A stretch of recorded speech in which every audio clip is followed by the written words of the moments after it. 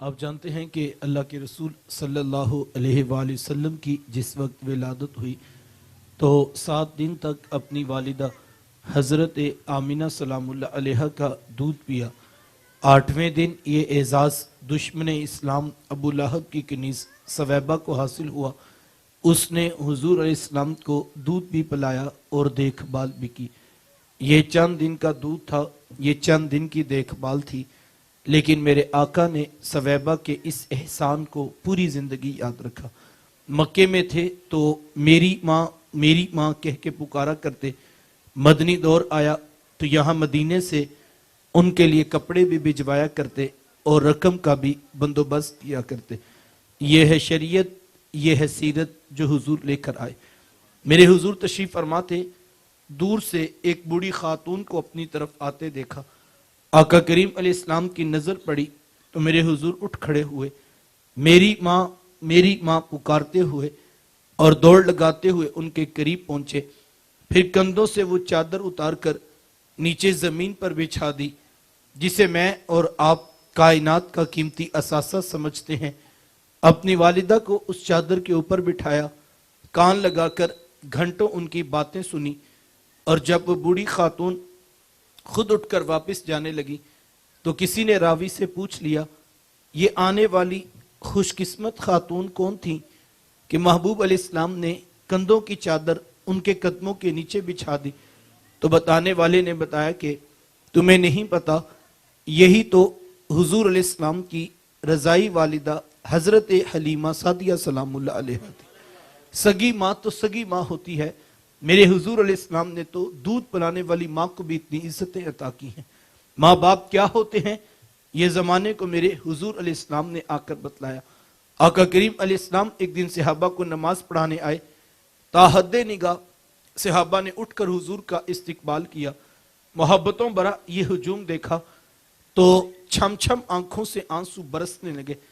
ایک ٹھنڈی آہ بری اور کیا فرمایا، لو ادرکت والدیہ او احدہما، کاش آج میرے ماں باپ بھی زندہ ہوتے یا ان میں سے کوئی ایک ہی زندہ ہوتا، پھر میں لوگوں کو نماز عشاء پڑھا رہا ہوتا، اس میں سورہ فاتحہ کی تلاوت کر رہا ہوتا، پھر میری ماں کو میرے ساتھ کوئی کام یاد آ جاتا، وہ دروازے پہ آتی، چلمن سرکاتی، اپنے میٹھے اور پیار بھرے لہجے میں فرماتی، ابنی محمد، میرے بیٹے محمد میری بات تو سنو۔ کہا لوگوں میں نماز کا مصلی چھوڑ کر پہلے ماں کی بات کو سن لیتا۔ زمانے کو عملاً بتایا کہ ماں کا وجود کتنا معتبر ہوتا ہے۔ بیٹیاں کیا ہوتی ہیں یہ زمانے کو میرے حضور علیہ السلام نے آ کر بتلایا۔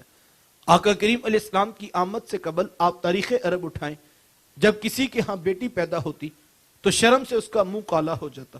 عزت اور آبرو بچانے کا ایک ہی راستہ ہوتا کہ ظالم باپ ماں کی ممتا بری گود سے پھول جیسی بیٹی چھینتا، گڑا کھود کے دکا دے کر اوپر مٹی ڈال دیتا۔ اگر کوئی باپ اتنا ظالم تھا، اتنا سفاک تھا، تو وہ اس قابل تھا کہ وہ معاشرے میں سر اٹھا کر جی سکتا ہے، اور اگر کسی کے ہاتھوں میں اتنی سخت نہیں تھی تو وہ اس قابل نہیں تھا کہ معاشرے میں سر اٹھا کر جی سکے۔ یہ عرب معاشرہ ہے جس کو قرآن مجید فرقان حمید نے بھی بیان کیا ہے۔ وہ عملاً بیٹیوں کو ذبح کیا کرتے تھے اور بہنوں کو زندہ درگور کر دیا کرتے۔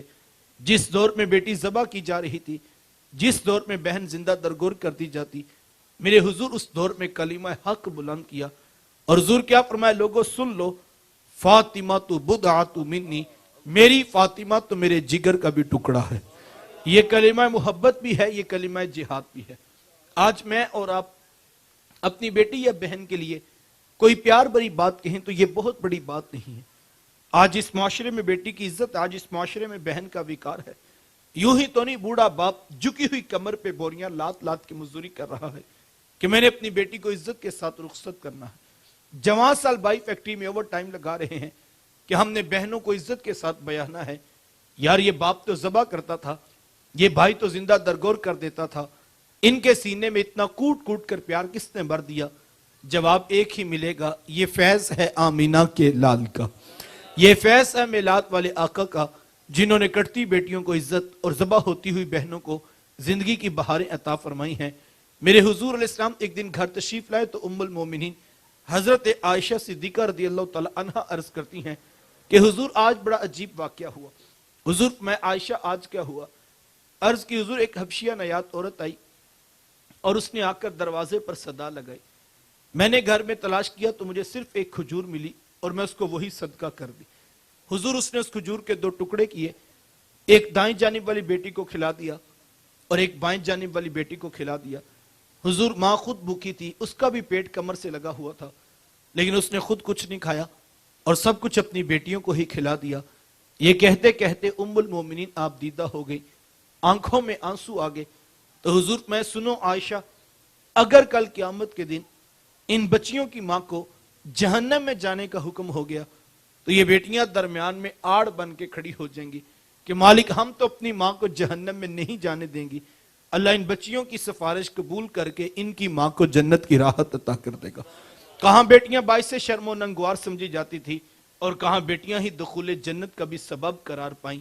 خود فرمایا جس کو اللہ نے 2 بیٹیاں یا 2 بہنیں عطا کی, پھر اس نے ان کی پرورش کی, ان کی تربیت کی, یہاں تک کہ ان کا نکاح کر دیا اور پھر پیچھے سے بھی اس نے خیر خبر رکھی, تو میرے حضور ماتے اتنا خوش قسمت شخص ہے, کل قیامت کے دن میرے اتنے قریب ہوگا جتنی یہ 2 انگلیاں آپس میں قریب ہیں. یہ اعزاز, یہ تکریم کس کو ملے گی؟ جس نے بیٹیوں سے وفا کی ہوگی. بہنیں کیا ہوتی ہیں یہ زمانے کو میرے حضور علیہ السلام نے آ کر بتلایا. آپ جانتے ہیں آقا کریم علیہ السلام کا نہ کوئی سگا بھائی تھا نہ کوئی سگی بہن. میرے حضور در یتیم ہیں, لیکن جب رضاعت کا شرف عطا کرتے ہوئے میرے حضور حضرت حلیمہ سعدیہ سلام اللہ علیہا کے یہاں تشریف لے گئے, تو آپ جانتے ہیں کہ ان کی ایک بیٹی تھی جن کا نام شیما یا شیما بتایا جاتا. وہ رشتے میں حضور علیہ السلام کی رضائی بہن لگتی تھی. قبیلہ بنو سعد کے رواج کے مطابق شام کو جب مائیں کھانا پکانے لگتی تو بہنیں اپنے بھائی گود میں اٹھا کر باہر کھلے میدان میں لے آتی. ہر بہن کی گود میں اس کا بھائی ہوتا اور وہ اپنے بھائی کے حسن کے قصیدے پڑھ رہی ہوتی. اگر کسی کے بھائی کا رنگ کالا ہوتا تو وہ کہتی رنگ کالا ہے تو کیا ہوا, میرے بھائی کے نقوش دیکھیے کتنے خوبصورت, اس کی اٹھی ہوئی ناک, اس کی جھیل جیسی خوبصورت آنکھیں تو دیکھو کتنی پیاری. تو وہ نقوش کو معیار حسن قرار دیتی. اور اگر کسی کے بھائی کا رنگ گورا چٹا ہوتا وہ کہتی رنگ نہیں تو کچھ نہیں, حسن تو ہوتا ہی سارا رنگت میں ہے, میرے بھائی کا رنگ دیکھو کتنا گورا چٹا ہے. تو یہ بحث مباحثہ چل رہا ہوتا اور کوئی بہن ہاتھ ماننے کو تیار نہ ہوتی. اتنے میں ایک سمت سے حضرت شیما اپنا ویر محمد اٹھا کے لے آتی اور کہتی ذرا میرے ویر کا مقابلہ بھی تو کرو نا. تو وہ کہتی نہیں نہیں شیما, تیرے ویر کا مقابلہ تو نہیں نا, تیرا تو ساروں کا ہی سردار لگتا ہے. کتب میں آتا حضرت شیما کا سر فخر سے بلند ہو جاتا اور وہ حضور علیہ السلام کو سینے سے چمٹا لیتی اور دعا دیتی ربانا اب کیلانا محمدا, انشاءاللہ میرے ویر محمد کو نظر نہ لگے. آج میں دیکھ رہی ہوں بچوں کا سردار ہے, کل اپنی آنکھوں سے دیکھو جوانوں کا بھی سردار بنے. زندگی کے لیل و نہار گزرتے گئے, حضرت شیما کی شادی ہوگی. مدنی دور کی کہانی ہے, اتفاق سے جس قبیلے میں حضرت شیما کی شادی ہوئی, حضور علیہ السلام کے صحابہ کی لڑائی اور جنگ اسی قبیلے کے ساتھ. ان کے کچھ بندے قتل کر دیے, کچھ کو قیدی بنا کر صحابہ مسجد نبوی میں لے آئے. عرب کے رواج کے مطابق قیدیوں کو چھڑانے کے لیے قوم کے سردار فدیہ اور فنڈ اکٹھا کرنے کے لیے نکلے. ہر دروازے پر دستک دیتے اور فنڈ مانگتے.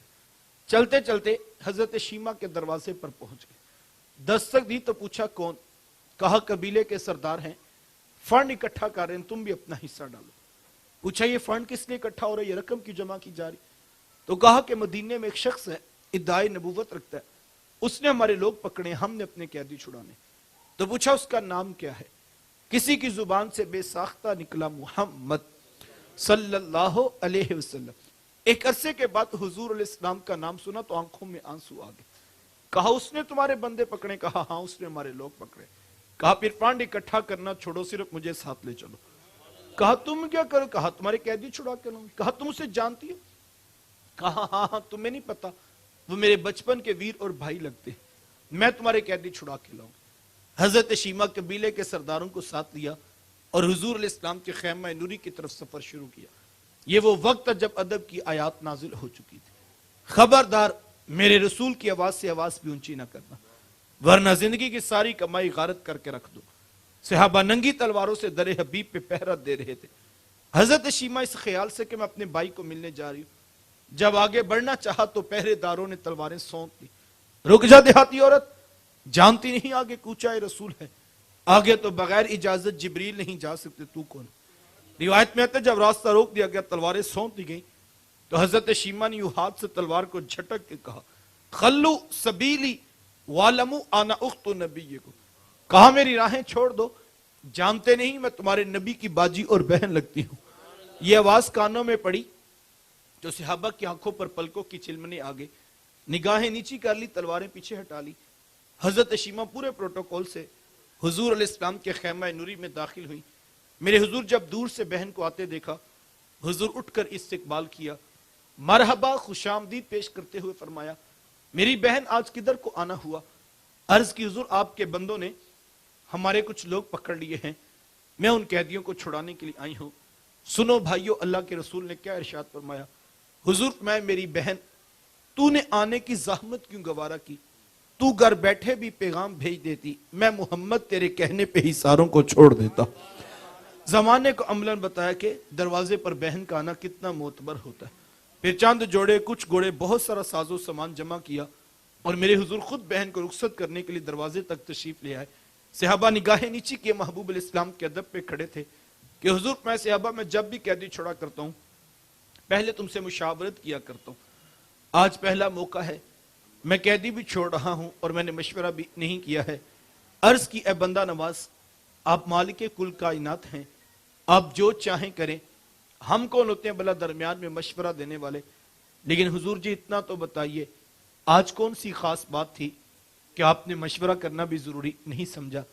हुजूर फरमाए सहाबा, आज मेरे दरवाजे पर मेरी बहन आ गई थी और जब बहनें दरवाजे पे आ जाएं, अल्लाह का रसूल उन्हें खाली नहीं मोड़ा करता। जमाने को अमलन बताया कि बहन का रिश्ता कितना मोतबर होता है। वक्त सिमट रहा है, भाई क्या होते हैं। जब बेटी जबा की जा रही थी, जब बहन जिंदा दरगोर कर दी जाती, जब माँ बाजारों में बेच दी जाती, उस दौर में बीवी की क्या हैसियत होगी। जबकि आज के इस तहजीब याफ्ता दौर में भी कुछ लोग बीवी को पांव का जूता ख्याल करते हैं। यह जमाना जाहलियत की बातें हैं। आका करीम अलैहिस्सलाम ने ज़वाजे मुतहरात के साथ जो हुस्न सलूक की दास्तानें रकम की हैं, जमाना उनकी मिसाल नहीं ला सकता। किसी को मेरे हुजूर हुमैरा कह के पुकारते हैं, किसी के लिए बकरी का बच्चा ज़बा करते हैं और गोश्त के मुख्तलिफ टुकड़े उनकी सहेलियों के यहाँ बेचते हैं। हुजूर कसरत के साथ हजरत खदीजतुल कुबरा रज़ियल्लाहु तआला अन्हा का जिक्र किया करते। सैयदा आयशा सिद्दीक़ा रज़ियल्लाहु तआला अन्हा एक दिन अर्ज करती हैं कि हुजूर अल्लाह ने आपको बेहतर अज़वाज अता कर दी हैं और आप अभी तक उस बूढ़ी औरत का जिक्र नहीं छोड़ते। फिर हुजूर के चेहरे पर जलाल आ गया और हुजूर मैं ए आयशा, मुझे खदीजा के बारे तकलीफ ना दो, जब पूरे मक्के ने मेरा इनकार किया था, एक खदीजा थी जिसने मेरा इकरार किया था। कहा मैं उसे कैसे बुला सकता हूं जब जमाना मेरी मुखालफत करता था, लेकिन खदीजा मेरे से मोहब्बत की दावेदार थी। फिर मैंने हमेशा मोहब्बतों का ही इजहार किया और यही हजरत खदीजतुल कुबरा रज़ियल्लाहु तआला अन्हा है।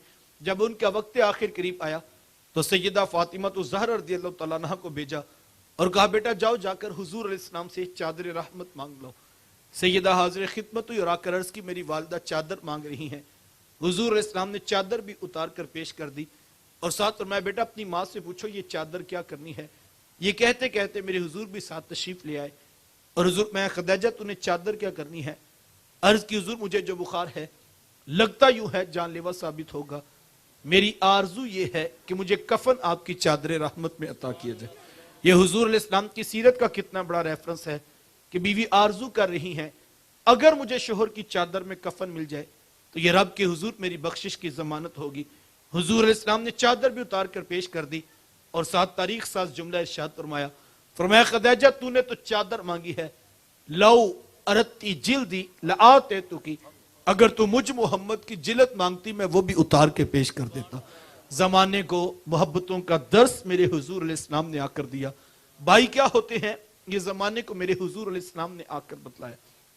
आका करीम अलैहिस्सलाम तशरीफ फरमा थे, एक नौजवान हाजिर खिदमत हुआ, आकर अर्ज करता है हुजूर मैं कमाता हूं और मेरा भाई कमाता नहीं है, रहते इकट्ठे हैं, अखराजात सांझे हैं, तो मेरी कमाई भी उसकी तरफ चली जाती है।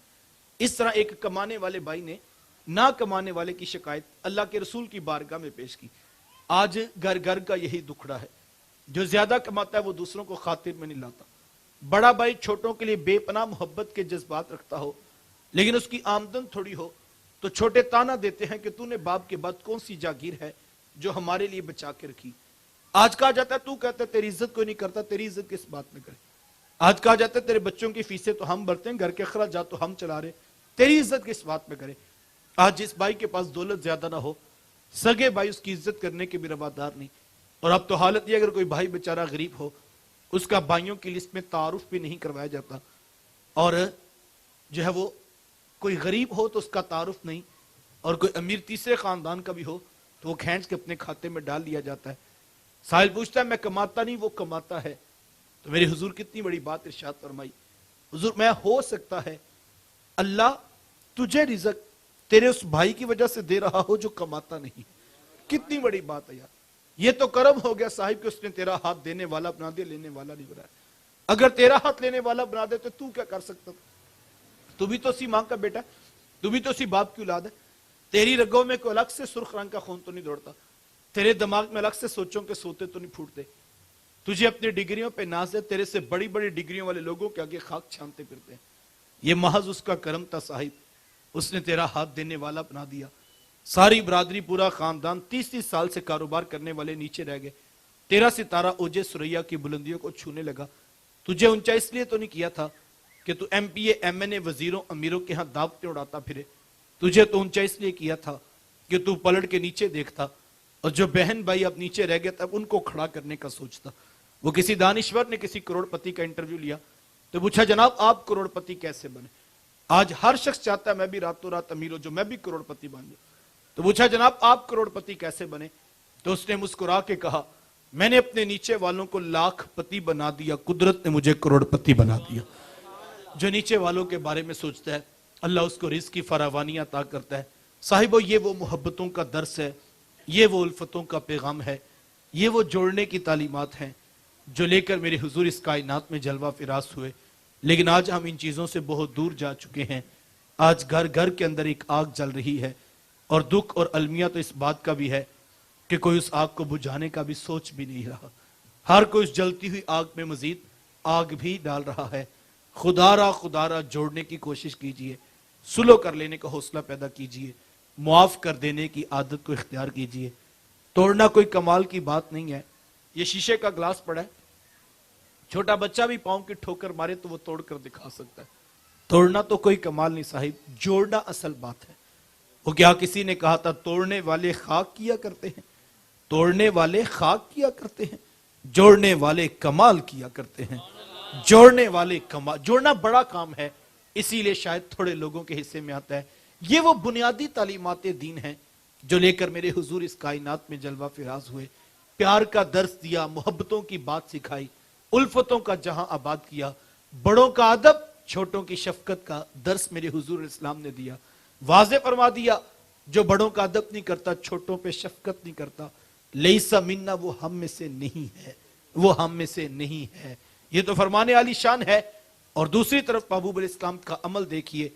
حضرت ابو بکر صدیق رضی اللہ تعالیٰ عنہ اپنے والد جناب ابو قحافہ رضی اللہ تعالیٰ عنہ کو لے کر جب بارگاہ رسالت کی طرف آ رہے تھے, ان کی عمر 80 سے 90 سال کے قریب تھی, سفید داڑھی کے بال تھے, آنکھوں سے تقریباً بینائی بھی جا چکی تھی. حضرت ابو بکر صدیق رضی اللہ تعالیٰ عنہ اپنے والد کا ہاتھ پکڑ کے ان کو ساتھ لا رہے تھے. میرے حضور علیہ السلام کی نظر پڑی, میرے حضور اٹھ کر استقبال کیا, مرحبا اور سلام لیتے ہوئے فرمایا ابو بکر آپ نے بڑے میاں کو تکلیف کیوں دی؟ آپ نے مجھے بتایا ہوتا میں محمد خود چل کے ان کے پاس آ جاتا. یار مجھے بتائیں کائنات میں بلا میرے حضور سے بھی بڑا کوئی ہے؟ سب سے بڑے تو میرے حضور ہیں, لیکن حضور اپنے عمل سے امت کو ادب کی تعلیم دے رہے ہیں. بڑوں کا ادب یہ دین ہے. خود فرمایا جس نے سفید بالوں والے کا حیا کیا گویا کہ اس نے اپنے رب کا احترام کیا. یہ دین ہے بھائی, یہ دین اللہ کے رسول نے سکھایا ہے. بڑوں کا ادب, چھوٹوں پہ شفقت, یہ دین ہے. لیکن آج ہم ان چیزوں سے بہت دور جاتے جا رہے ہیں. خدا را اپنی اولادوں کو رشتوں کا تقدس سکھائیے. یہ سبق اور یہ فلسفہ چھوڑ دیجئے کہ جناب بیٹا پیسہ ہی سارا کچھ ہوتا ہے. یہ ہمارے یہاں سبق پڑھایا جاتا ہے, پتر پیسہ ہی سارا کچھ ہوتا ہے. میں کہتا ہوں پیسہ سب کچھ نہیں ہوتا. چلو میں بات کو بڑا کرتا ہوں, میں مان لیتا ہوں پیسہ بہت کچھ ہوتا ہے, لیکن سب کچھ پیسہ نہیں ہوتا. آپ مجھ سے دلیل پوچھے تو میں سادہ سی بات کرتا ہوں، آپ کا بیٹا کاروبار لاکھوں سے اٹھا کے کروڑوں تک پہنچا دے، لیکن اسے نہ ماں کا ادب آتا ہو، نہ باپ سے بات کرنے کی تمیز آتی ہو، کیا آپ کو ایسا بیٹا گوارا ہے؟ تو پھر بیٹا صاحب، پیسہ سب کچھ نہیں ہوتا، ادب بھی دین ہے، محبت بھی دین ہے، رشتوں کا تقدس بھی زندگی ہے، بڑوں کا ادب بھی زندگی ہے، چھوٹوں سے پیار بھی زندگی ہے، اور زندگی انہی رشتوں کا نام ہے۔ پیار بانٹیے، الفت بانٹیے، محبت بانٹیے، اور جوڑنے کی کوشش کیجیے، معاف کر دینے کا حوصلہ پیدا کیجیے، سلو کر لینے کا جو ہے وہ عمل اختیار کیجیے۔ یہ وہ بیسک تعلیمات ہیں جو لے کر میرے حضور اس کائنات میں جلوہ فراز ہوئے۔ ادارۃ المصطفیٰ انٹرنیشنل حلقہ لاہور اسی فکر کو عام کرنے کے لیے عملاً کوشاں ہے۔ آئیے اپنے اسے کا چراغ